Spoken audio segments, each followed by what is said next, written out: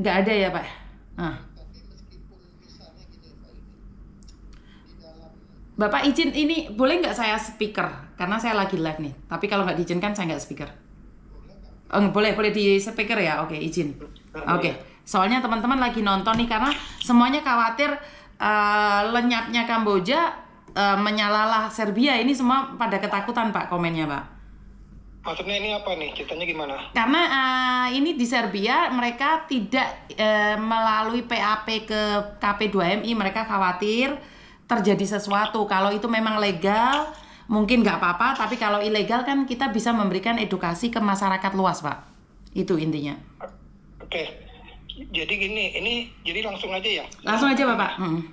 Oke, jadi gini, kalau lihat undang-undangnya ya, Undang-Undang 18 tahun 2017 itu kan memang mengatur perlindungan pekerja migran kita, ya. Siap. Di pasal 31 itu disampaikan bahwa pekerja migran kita bisa bekerja ke luar negeri itu asal memenuhi 3 syarat. Jadi suatu negara itu bisa memenuhi syarat sebagai negara penempatan PMI kita ada 3. Pertama, negara itu memiliki undang-undang perburuhan yang melindungi pekerja migran dari luar negaranya. 1. Oh, siap. Ya, kedua, negara kita dengan negara mereka itu ada perjanjian kerjasama penempatan. Ya, yang Siap. ketiga, negara tersebut memiliki perlindungan sosial, jaminan kesehatan, dan perlindungan kecelakaan kerja dan sebagainya. Nah, 3 poin ini itu semuanya pilihannya dan garis miring atau. Jadi, meskipun misalnya kita belum ada kerjasama penempatan dengan Serbia, Siap. sementara di sana mereka sudah memiliki undang-undang perlindungan pekerja migrannya, pekerja migran asing ya maksudnya ya. Siap. Kemudian juga mereka memiliki asuransi kesehatan, asuransi dan semuanya. Mereka bisa saja memberikan job order kepada siapapun pekerja migran dari seluruh dunia. Oh, Nah, oke, kita siap. di dalam negeri Indonesia nggak punya hak juga melarang pekerja kita untuk berangkat ke sana, mentang-mentang kita belum Memiliki MOU. belum ada kerjasama. Oh, oke, Ya oke, kan? oke. Oh, oke. Kasus yang sama seperti Kamboja. Kamboja itu memang tidak ada MOU kerjasama. Oke, Ya siap. kan? Iya. Tapi bisa saja dia sudah punya undang-undang yang memang mengatur perlindungan untuk pekerja migran dari luar negeri, atau dia memiliki asuransi terkait dengan perlindungan atau kesehatan lah, asuransi apapun lah gitu ya. Oke. Nah, itu kalau salah satu terpenuhi mereka boleh. Nah, yang tidak dibolehkan di Kamboja itu adalah bekerja di sektor yang tidak sesuai dengan aturan di kita. Aturan di kita ini adalah sektor yang di sini dianggap ilegal, yaitu judi. Judi kan peraturannya kan memang nggak boleh. Nah, kebetulan dia kerja di sana. Itu yang sebenarnya yang kita minta untuk tidak dilakukan. Tapi kita tidak bisa melarang mereka berangkat kemanapun, termasuk ke Serbia. Nah, Serbia itu, kalaupun ada yang berangkat, ada 2 kemungkinannya. Mereka berangkat karena memang ada panggilan, karena dia adalah pekerja migran Indonesia perseorangan, yang karena profesionalismenya, misalnya dia ahli komputer, dia ahli Android, dia ahli IT, dia ahli hukum, dia dipanggil pakai email, dia ditawarin gaji 100 juta, 200 juta sebulan misalnya, kan bisa saja. Oh, benar. Setuju. Setuju. Dan mereka bisa berangkat tanpa melalui ini, KP2MI. tanpa melalui perusahaan kan, karena mereka langsung di perseorangan, ya. Nah, kalau yang kemudian mereka berangkat ke Serbia karena ada job order atau panggilan atau misalnya iming-iming, seyogyanya mereka harus melalui PT di sini atau agen atau P3MI. Karena dengan begitu mereka nanti akan mengikuti secara prosedur. Mereka punya paspor sudah pasti. Mereka harus punya visa kerja dulu. Ya, visa kerja harus diterbitkan di Indonesia. Nggak boleh visa kerja diterbitkan di negara sana. Karena dengan begitu kita bisa meyakinkan kepada pekerja migran kita bahwa mereka memang benar diterima kerja di sana. Dan yang ketiga yang penting, ada kontrak kerjanya. Nah, kalau yang teman-teman sekarang ini mungkin sudah terlanjur ke Serbia, dugaan saya mungkin mereka itu teriming-imingi oleh janji-janji yang kemudian memberangkatkan mereka tanpa melalui perusahaan. tapi bukan juga sebagai tenaga profesional yang tadi saya bilang tadi, persorangan. Ya kan? Nah, mereka inilah yang kemudian berangkat, kemudian hanya mengandalkan paspor dan visa kunjungan singkat, visa wisata. Oh iya Pak, cuma 3 bulan soalnya visanya Pak. Visa wisata itu rata-rata berlaku 90 hari. Oh ya kan? betul. Setelah 3 bulan, maka visa itu akan tidak berlaku lagi. Apa yang terjadi? Mereka nggak mau balik ke Indonesia karena kan biaya besar. Udah gitu ribet balik lagi kan. Jadi mereka overstay. Nah, selama menunggu 3 bulan tadi atau setelah overstay tadi, mereka kemudian masuk ke perusahaan. Ada perusahaan-perusahaan yang kemudian bisa mempekerjakan mereka berbaik hati, visa mereka diurus untuk dikonversi menjadi visa kerja, tapi itu kecil kemungkinannya. Kalaupun ada itu ya mungkin ya 1 di antara 100 lah. Kalaupun itu terjadi, apa yang kemudian konsekuensinya? Mereka tetap tidak terdaftar di Sisco P2MI di pemerintah. Mereka nggak memiliki BPJS Ketenagakerjaan, mereka juga tidak memiliki asuransi dan sebagainya, dan mereka nggak terdaftar. Kalau terjadi sesuatu dengan mereka, bahwa mereka kemudian nanti katakanlah kontraknya dilanggar, kerjanya harusnya cuma 8 jam jadi 24 jam sehari, pemerintah nggak tahu menahu apa yang terjadi di sana. Makanya inilah kita selalu mengedukasi, sosialisasi kemanapun, melalui media manapun, kalau ke luar negeri itu harus terdaftar, kemudian harus dengan syarat-syarat dokumen yang lengkap, dan yang paling penting kalau dia melalui perusahaan atau P3MI, mereka nanti ada yang namanya PAP yang tadi dibilang oleh Mbak Yuni. PAP sekarang namanya OPP, orientasi pra pemberangkatan. Di situ nanti akan disampaikan sangat jelas sekali. Kerjanya kayak apa, budaya negaranya, kontraknya seperti apa, bagaimana nanti di sana bahasa dan sebagainya. Itu semua diberikan dalam beberapa waktu berhari gitu ya, supaya mereka itu siap berangkat di sana. Nah, edukasi ini memang kita lakukan secara masif, tapi mungkin ada saja orang-orang yang memang sudah tahu ada informasi tersebut, tapi tetap kekeh berangkat karena tadi iming-iming yang katakanlah gampangnya, orang Indonesia itu kan apa-apa pengennya shortcut, pengennya semua serba instan. Betul. Nggak mau kerja keras, maunya tuh gampang aja. Betul. Saya yang penting lulus SMA atau lulus D3 berangkat. Kemampuan bahasamu apa? Nanti sambil belajar. Kemampuan teknismu apa? Nggak punya, nanti bisa sambil jalan. Nggak bisa begitu. Di negara-negara itu semuanya serba orang terampil. Jadi sampai sana nggak laku dia. Udah akhirnya apa? Luntang-lantung ke sana kemari, nggak jelas. Kemudian abis itu dia akhirnya apa? Ya udah berpindah-pindah. Ya untung kalau mendapat majikan yang bagus, dia bisa diangkat bekerja dan dia resmi. Kalau enggak, ya dia jadi masuk nanti skemanya perdagangan orang. Kira-kira gitu Miss Yuni ya. Jelas banget. Wah, gamblang banget ini, ilmu baru bagi saya secara pribadi, di mana apa ya Pak ya?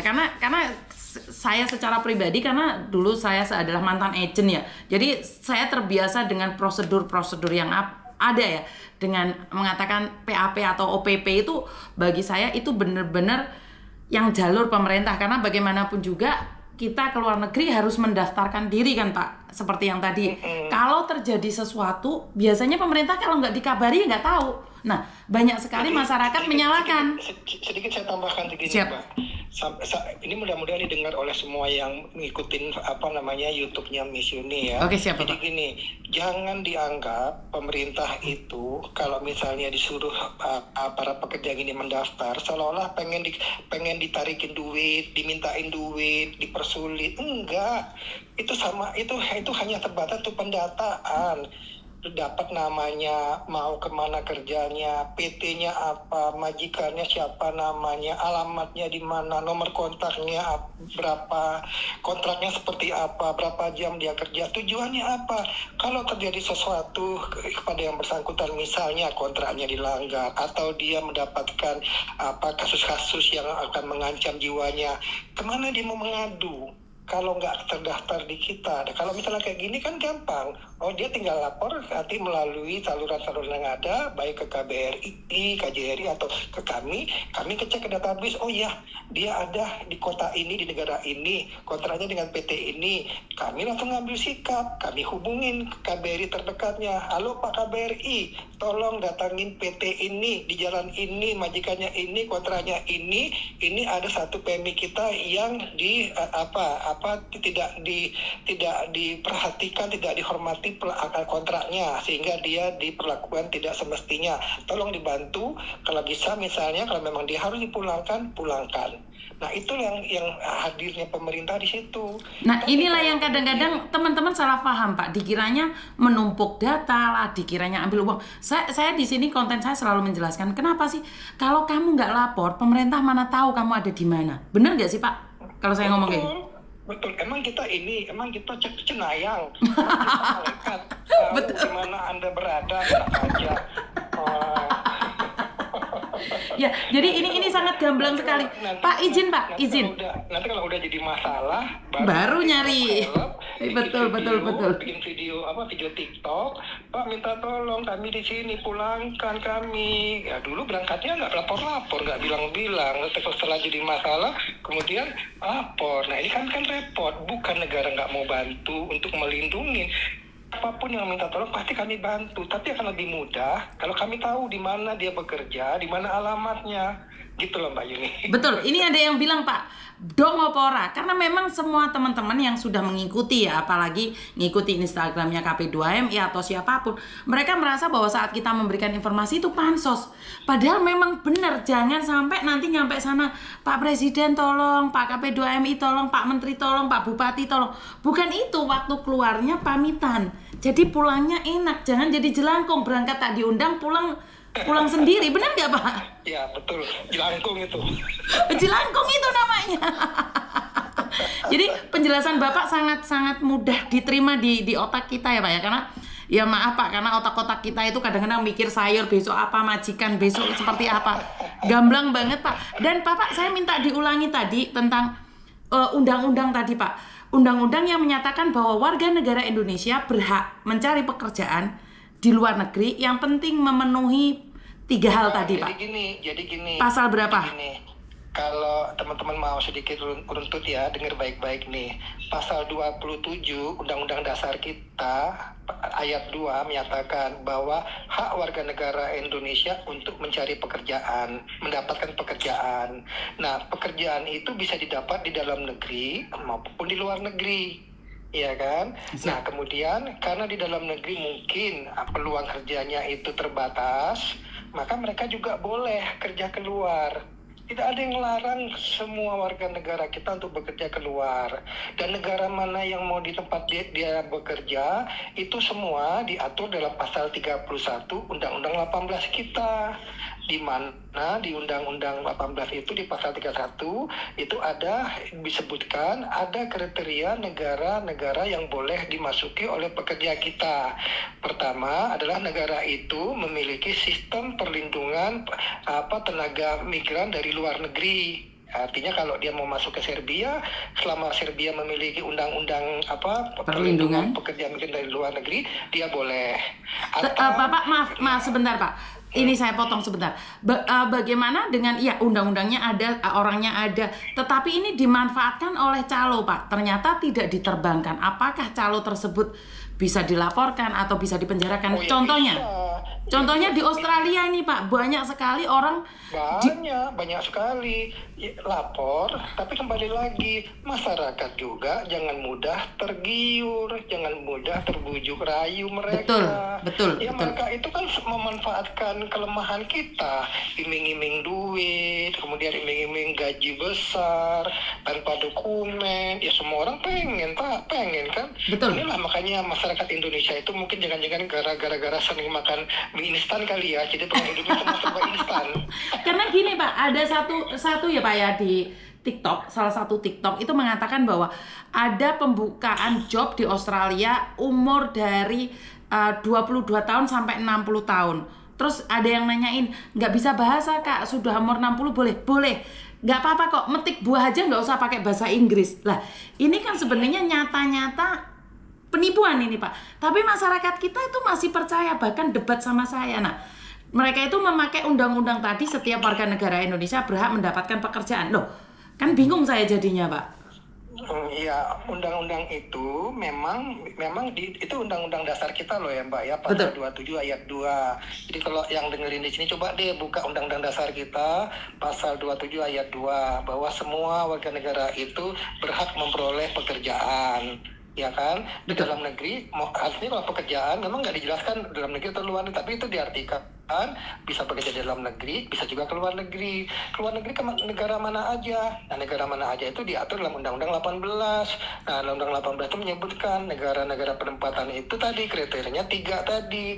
Kalau salah satu terpenuhi, ya silakan. Tapi kembali lagi, harus terdaftar. Artinya kalau dia mau ke Serbia atau ke negara manapun di dunia ini, dia lapor, datang ke Disnaker atau kantor BP3MI, BP2MI. Intinya itu menyampaikan bahwa Pak, saya mau bekerja ke sini, saya dapatkan ini peluangnya, apakah benar peluang kerja ini, bagaimana cara saya daftarnya, nanti akan diarahkan kemana dia ikut ke PT-nya, nanti ada pelatihannya, dokumen yang disiapkan dan sebagainya. Itu nanti yang akan kita pakai sebagai dasar perlindungan, bahwa negara hadir untuk melindungi mereka kalau terjadi sesuatu gitu, Mbak Yuni. Oh, sangat jelas sekali ya teman-teman. Nah, ini ilmu baru, setiap hari ilmu baru.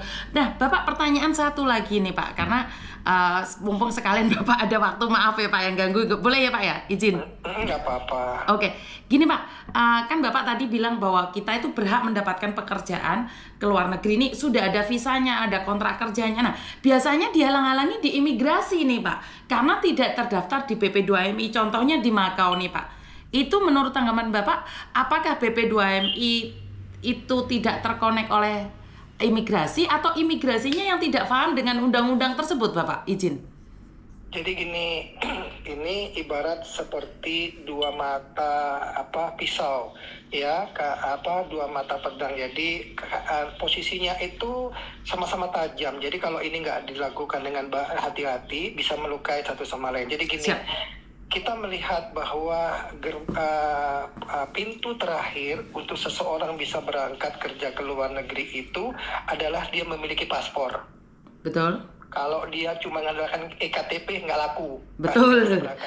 Betul. Ya. Ya, siap. Nah, paspor siapa yang menerbitkan? Dulu namanya Dirjen Imigrasi. Sekarang Dirjen Imigrasi berada di bawah Kementerian Imigrasi. Sama. Ya, tugas siap. Dan fungsinya masih sama. Cuman naik kelas jadi kementerian. Siap. Nah, setiap orang yang mau pergi ke luar negeri itu pasti wajib punya paspor. Siap. Pada saat dia mau bikin paspor, pasti dia akan ditanya.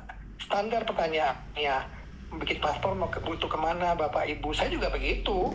Oh, mau jalan-jalan, mau misalnya ke Singapura, ke Malaysia, atau mau kemana lah. Oh ya, berapa lama? Ya mungkin berapa seminggu gitu kan.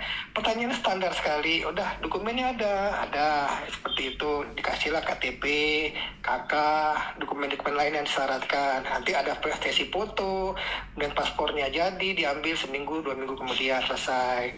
Siap. Nah, itu kondisi normal jika masyarakatnya masyarakat yang memang patuh. Siap. Tapi semakin kemari banyak masyarakat yang nggak patuh, memanfaatkan celah-celah tadi dalam rangka mereka memanfaatkan dirinya sendiri atau pihak calo yang mengatasnamakan dia untuk dia kemudian bisa dibikinkan paspor untuk bisa berangkat ke luar negeri untuk bekerja. Yang itu kalau dia aturan undang-undangnya dia nggak boleh pergi kerja kalau dia nggak punya visa kerja dan kontrak kerja. Siap. Nah, kalau cuman punya paspor saja, kalau hanya selama dia berkunjung ke sesama 10 negara ASEAN, bebas visa selama 1 bulan. Betul, ya. Artinya dia mau berkunjung ke Malaysia atau ke Singapura, ke Thailand, kemudian ke Timur ya. Siap. Itu kan adalah negara ASEAN tuh, Kamboja, kemudian Vietnam, Laos, Myanmar, itu adalah 10 negara ASEAN. Sesama 10 negara ASEAN sudah ada aturannya sejak puluh tahun yang lalu, bebas visa. Betul. Nah, itulah yang kemudian dipakai sebagai jembatan mereka untuk transit di negara tersebut, kemudian mereka terbang ke negara lainnya. Nah, dari kasus-kasus seperti ini, Kementerian Imigrasi, karena begitu banyak kasus-kasus yang terjadi, sekarang lebih hati-hati.